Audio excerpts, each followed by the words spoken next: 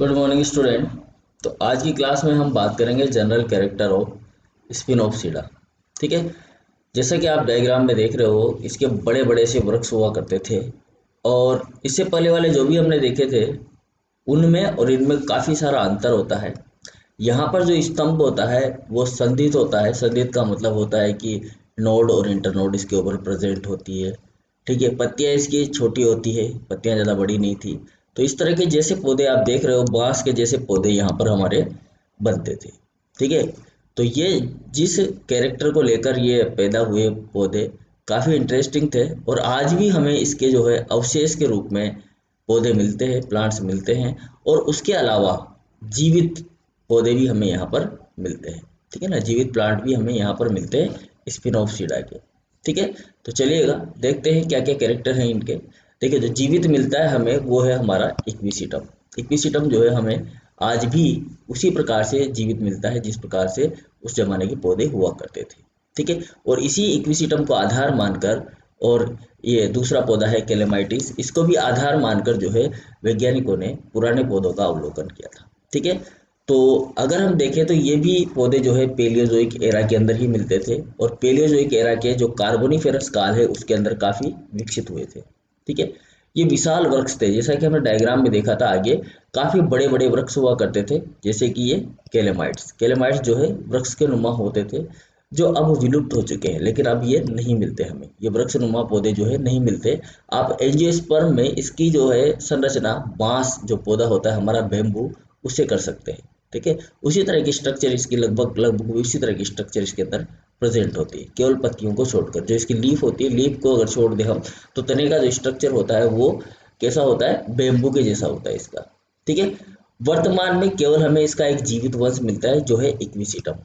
ठीक है। इक्विसिटम जो है अभी प्रेजेंट टाइम पर हमें मिलता है और हमारे खेतों में आगे आसपास कई ऐसी जगह पर ये उगा हुआ हमें मिल जाएगा। ठीक है। तो काफ़ी इंटरेस्टिंग है और ये हमारे प्रैक्टिकल में भी होता है। ठीक है ना, प्रैक्टिकल भी इसका जो है लेबोरेटरी के अंदर किया जाएगा। तो ये इक्विसिटम है जो एक जीवित वंश है। ठीक है। इसमें देखो, स्पोरोफाइट जो प्लांट है ये स्पोरोफाइट है। ठीक है। स्पोरोफाइट प्लांट है। तो ये जो स्पोरोफाइट प्लांट होता है ये जड़, तना और पत्ती तीनों में विभाजित होता है, यानी कि इसके अंदर जड़ भी होती है, तना भी होता है और लीफ भी होती है। तो हम इसको बोल सकते हैं कि ये लीफ है, इसको बोल सकते हैं कि ये स्टेम है और इसको बोल सकते हैं कि ये क्या है, रूट है। ठीक है। तो रूट, स्टेम और लीफ तीनों में ये विभेदित होता है। और अगर आप स्टेम की बात करोगे तो स्टेम जो है इसका आर्टिकुलेट होता है। आर्टिकुलेट का मतलब होता है संधि युक्त, मतलब जिसमें नोड और इंटरनोड जैसी स्ट्रक्चर प्रेजेंट होती है। ठीक है। आर्टिकुलेट उसको कहा जाता है।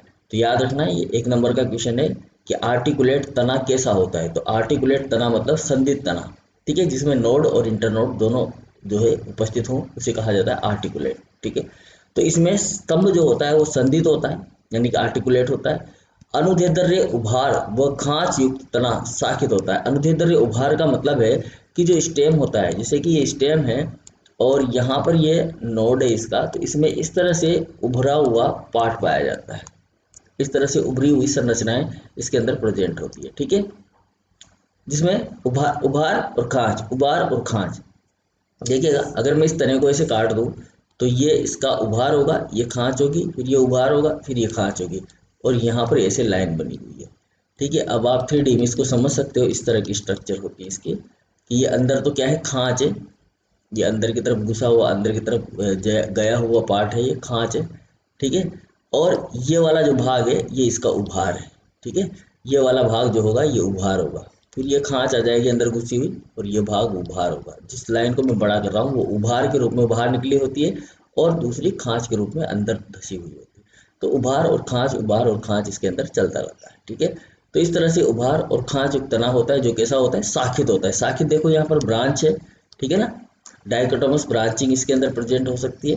तो ये दो भागों में बटा हुआ है, यहाँ पर ब्रांच निकली हुई है इस जगह पर, तो ये ब्रांचिंग पैटर्न में प्रेजेंट होता है यहाँ पर, यानी कि इसके अंदर ब्रांच जो है वो पाई जाती है। ठीक है।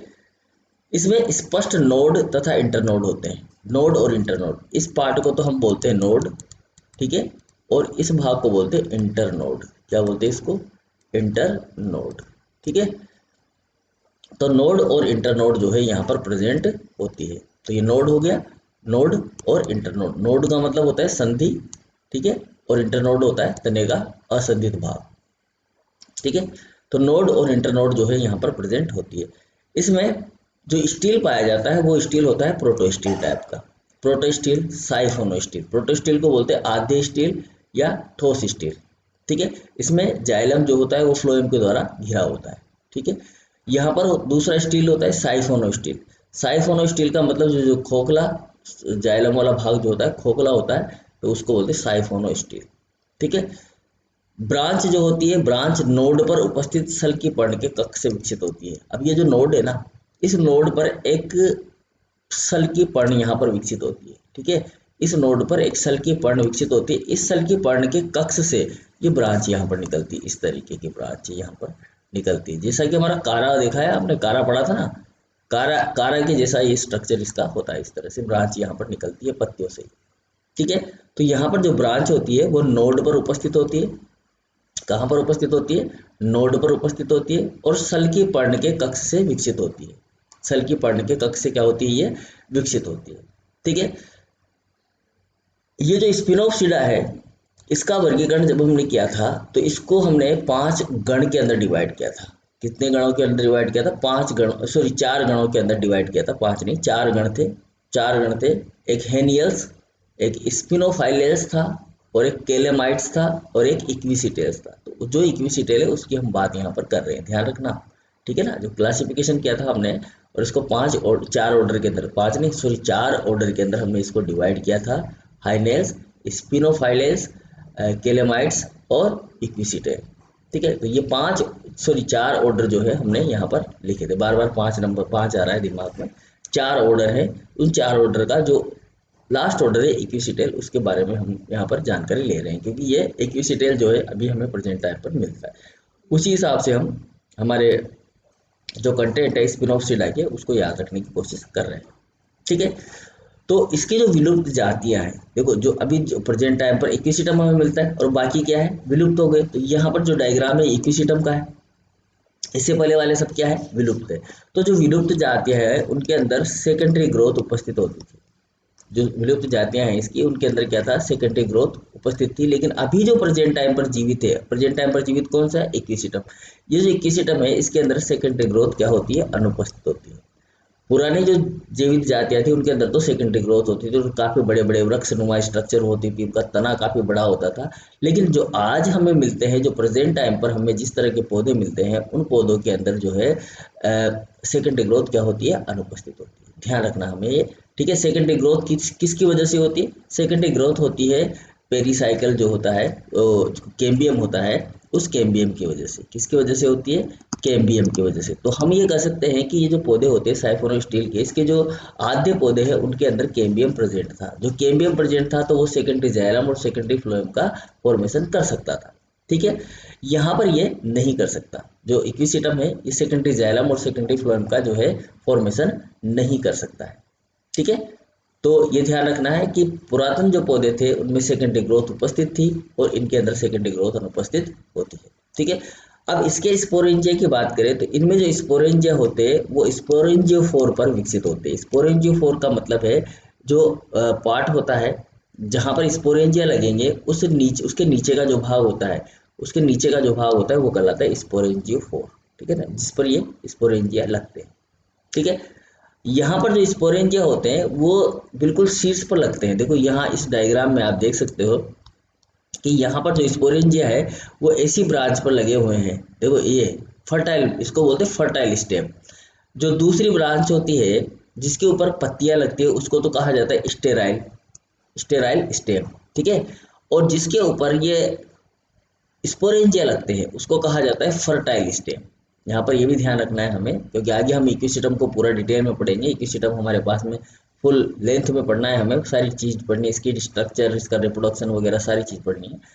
फिर भी आपको ध्यान रखना है अभी से ही कि जो जिस स्टेम पर, मतलब जो इक्विसिटम का जो स्टेम होता है, उस स्टेम पर अगर लीफ लग रही है तो उसे तो कहा जाता है स्टेराइल स्टेम, और जिसके ऊपर कॉन का फॉर्मेशन होता है या स्ट्रोबिलाई का फॉर्मेशन होता है उसे कहा जाता है फर्टाइल स्टेम, या फिर आप इसको स्पोरेंजिया कह सकते हो। ठीक है, तो जहां पर स्पोरेंजिया बनेंगे, इस स्ट्रोबिलाई के अंदर बनेंगे स्पोरेंजिया।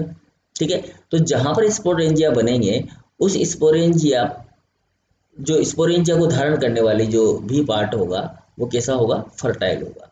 ठीक है, उसी स्टेम को हम क्या बोलेंगे, फर्टाइल स्टेम बोलेंगे, या फर्टाइल शाखा भी बोल सकते हो, फर्टाइल ब्रांच भी बोल सकते हो। ठीक है, समझ में आती है बात है, चलिएगा।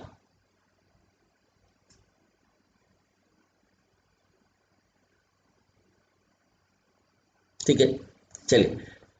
अब इसमें जो स्पोरेंजियोफोर होता है वो स्तंभ के शीर्ष पर कॉम्पैक्ट स्ट्रोबिलाई बनाता है। ये जो जो स्ट्रक्चर देख रहे हैं ये कॉम्पैक्ट स्ट्रोबिलाई है, इसको बोला जाता है स्ट्रोबिलाई। कॉम्पैक्ट का मतलब होता है, कॉम्पैक्ट का मतलब होता है ज़्यादा जो है संकुचित। संकुचित मतलब बिल्कुल सटी हुई, कसी हुई, है ना, कसी हुई, सटी हुई, और कॉम्पैक्ट, उसको कहा जाता है कॉम्पैक्ट। मतलब क्या है कि देखो ये जो है स्ट्रोबिलाई है। ठीक है, अब स्ट्रोबिलाई में यहाँ पर ये आपके स्पोरेंजिया है। तो ये स्पोरेंजिया है ना जो बिल्कुल सटे हुए रहते हैं, बिल्कुल सटे हुए, कॉम्पैक्ट, छोटे से पार्ट के अंदर ये समा गए हैं। कॉम्पैक्ट का मतलब होता है छोटे से जगह में बहुत सारी चीज़ें समा जाना। ठीक है ना, छोटी सी जगह में बहुत सारी चीज़ का समा जाना उसे कहा जाता है कॉम्पैक्ट। जैसे सीडी आती है अपनी, सीडी, उसको बोला जाता है कॉम्पैक्ट डिस्क। क्या कहा जाता है, कॉम्पैक्ट डिस्क, सीडी, है ना, जो टीवी सीडी प्लेयर में चलाते हैं हम, वो सीडी, उसको बोला जाता है कॉम्पैक्ट डिस्क। तो इसी तरह से ये भी एक प्रकार से कॉम्पैक्ट होता है, क्योंकि सीडी के अंदर भी हम बहुत सारा मटेरियल जो होता है वो रख सकते हैं एक छोटे से ड्राइव के अंदर। तो इसी प्रकार से यहाँ पर भी क्या है, एक छोटा सा स्ट्रोबिलाई तैयार होता है, और उस स्ट्रोबिलाई के अंदर काफ़ी सारे स्पोरेंजिया जो है वो प्रेजेंट होते हैं। ठीक है, तो इसको इसलिए हम इसको क्या बोलते हैं, कॉम्पैक्ट, कॉम्पैक्ट बोलते हैं। ठीक है, तो ये होता है कॉम्पैक्ट स्ट्रोबिलस। ठीक है, स्ट्रोबिलस या स्ट्रोबिलाई एक ही बात है, कॉम्पैक्ट स्ट्रोबिलाई या स्ट्रोबिलस जो है यहाँ पर बनता है। ये जो है दो तरह के होते हैं। एक होते हैं इसके अंदर जो बीजाणु बनते हैं वो होमोस्पोरस होते हैं, या फिर हेटेरोस्पोरस होते हैं। जो जीवित है वो कैसे है, होमोस्पोरस है, और जो विलुप्त हो चुके हैं वो कैसे हैं, हेटेरोस्पोरस है। यानी कि जो पुरातन पौधे थे वो तो विषम बीजाणुविक थे, हेटेरोस्पोरस का मतलब होता है विषम बीजाणुविक, वो लुप्त हो चुके हैं। लेकिन अभी प्रेजेंट टाइम पर जो पौधे मिल रहे हैं हमें वो कैसे हैं, होमोस्पोरस है। यानी कि इक्विसिटम कैसा होता है, होमोस्पोरस होता है। ध्यान रखना है, बहुत इंपॉर्टेंट क्वेश्चन है, इंपॉर्टेंट लगा के चलो इसको, है ना, इंपॉर्टेंट लगा के चलो कि जो इक्विसिटम होता है वो कैसा होता है, मतलब उसका जो उसमें बीजाणु कैसे होते हैं, इक्विसिटम में बीजाणु कैसे होते हैं, तो कैसे होते हैं, होमोस्पोरस होते हैं। ठीक है, अब इसका जो गेमेटोफाइट होता है उसका विकास जो होता है, जो बीजाणु होता है उसकी भित्ति के बाहर होता है। जो बीजाणु स्पोर जो जन्म लेगा, पैदा होगा, उसकी भित्ति के बाहर की तरफ में इसके जो गेमेटोफाइट होता है उसका विकास होता है। ठीक है, एक्सोस्पोरिक होता है, इसको कह सकते हैं एक्सोस्पोरिक। बहुत से बीजों के अंदर एंडोस्पोरिक होता है, मतलब अंदर ही जो है बीजाणु बनता रहता है। जबकि इसके अंदर कैसा होता है, एक्सोस्पोरिक होता है, यानी कि बीजाणु भित्ति के बाहर आकर वो अपना विकास करता है, डेवलपमेंट करता है, गेमेटोफाइट। हमें पता है कि जब स्पोरोफाइट हो, जो स्पोरोफाइट, ये स्पोरोफाइट प्लांट है, इसके अंदर क्या है, स्पोरेंजिया है। स्पोरेंजिया में क्या है, स्पोर है। ये स्पोर जो है तैरते हुए जाएंगे। ठीक है, तैरते हुए जाएंगे और एक जगह जाकर रुक जाएंगे। ठीक है, वहां पर इसका गेमेटोफाइट का फॉर्मेशन होगा, रुकेंगे वहां पर, ये गेमेटोफाइट बनेगा। और ये गेमेटोफाइट जो बनेगा इसके अंदर दो तरह की स्ट्रक्चर बनेगी, एक मेल गेमेट और एक फीमेल गेमेट। ठीक है, जिसको हम बोलेंगे एंथ्रीडियम और आर्किगोनियम। दो तरह की स्ट्रक्चर बनेगी अलग अलग, एंथ्रीडियम और आर्किगोनियम। जो एंथ्रीडियम होगा उसके अंदर क्या बनेंगे, एंथ्रीडियम के अंदर जो है वो स्पर्म बनेंगे, और आर्किगोनियम के अंदर क्या बनेगा, यहाँ पर एग बनेगा। इन दोनों के बीच में फर्टिलाइजेशन होगा, जिससे क्या फॉर्मेशन होगा, जाइगोट फॉर्मेशन होगा। जाइगोट जो होगा वो आगे वृद्धि करेगा और पूरा का पूरा क्या बना देगा आपके लिए, एक प्लांट बना देगा। और जो प्लांट होगा वो कौन सा प्लांट होगा, स्पोरोफाइट प्लांट होगा। और ये स्पोरोफाइट प्लांट जो होगा ये किसके ऊपर डेवलप होगा, गेमेटोफाइट के ऊपर डेवलप होगा। जो गेमेटोफाइट होगा उसी के ऊपर स्पोरोफाइट प्लांट डेवलप हो जाएगा यार। ठीक है, तो जो गेमेटोफाइट होता है उसका विकास जो होता है वो बीजाणु भित्ति के बाहर होता है। ठीक है, गेमेटोफाइट यहाँ पर ये होते हैं, हरे होते हैं और स्वपोषित होते हैं, जैसे डायग्राम में देख रहे हो। तो गेमेटोफाइट जो होता है अपना खुद का भोजन बनाने शुरू कर देता है। यहाँ पर जो एंथ्रोजोइड होते हैं वो बहुकशाभिक होते हैं। तो ये क्वेश्चन भी पूछ लिया जाता है कि बहुकशाभिक एंथ्रोजोइड किसमें मिलते हैं हमें, तो इक्विसिटम के अंदर मिलते हैं। चार इसके ऊपर आप देख रहे हो यहाँ पर कशाब है। ठीक है, जिसकी वजह से ये तैरता हुआ जा सकता है। ठीक है, तो ये कुछ कैरेक्टर हैं इंपॉर्टेंट यहाँ पर जो हमने पढ़े स्पिनोफिडा के। ठीक है, नेक्स्ट क्लास में हम नेक्स्ट जो हमारा बच गया है टेरोप्सिडा, उसके बारे में बात करेंगे। तो हमने जो वर्गीकरण था उसके अंदर से 5 भागों में जो इसको डिवाइड किया था स्पोर्नी ने, उसमें से 4 पढ़ लिए हैं, 3 पढ़ लिए हैं, और एक चौथा जो है हमारा ये चलेगा। ठीक है। तो अभी हमने पढ़ा स्पिनऑफसीडा। ध्यान रखना है इसके अंदर सबसे इंपॉर्टेंट बात कि इसमें एक ही जीवित वंश है, जो अभी बचा हुआ है वो कौन सा है, इक्विसिडम। एक नंबर का क्वेश्चन ये भी है आपका कि जो स्पिनऑफसीडा है उसके जीवित वंश का नाम लिखिए। तो जीवित वंश का नाम क्या है, इक्विसिडम। ठीक है। इक्विसिटेल्स के अंदर आता है ये इक्विसिडम। इक्विसिडम का पौधा कैसा होता है, संदित होता है। ठीक है। जड़ तना पत्ती तीनों विभेदित होता है, जिसके अंदर जो स्पोरेंजिया होते हैं वो स्ट्रोबिलाई के अंदर लगते हैं। स्ट्रोबिलाई जो होती है एक कॉम्पैक्ट स्ट्रक्चर होती है, जिसके अंदर बहुत सारे जो स्पोरेंजिया होते हैं वो प्रेजेंट होते हैं। स्पोरेंजिया जो होता है वो स्पोर का फॉर्मेशन करता है, और स्पोर जो होते हैं वो उगकर गेमेटोफाइट बनाते हैं। जो गेमेटोफाइट बनता है उसके ऊपर मेल और फीमेल गेमेट जो है उसका फॉर्मेशन होता है, उनके बीच में फर्टिलाइजेशन होता है और वो जायगोट का निर्माण करते हैं। जो जायगोट होता है वो डेवलपमेंट करता है किसके ऊपर, उसके जो गेमेटोफाइट होता है उसी के ऊपर डेवलपमेंट करता है। यानी कि यहाँ पर जो गेमेटोफाइट होता है ये इसके लिए इंपॉर्टेंट होता है। ठीक है। समझ में आया बात? तो thank you for watching. Next class में मिलते हैं।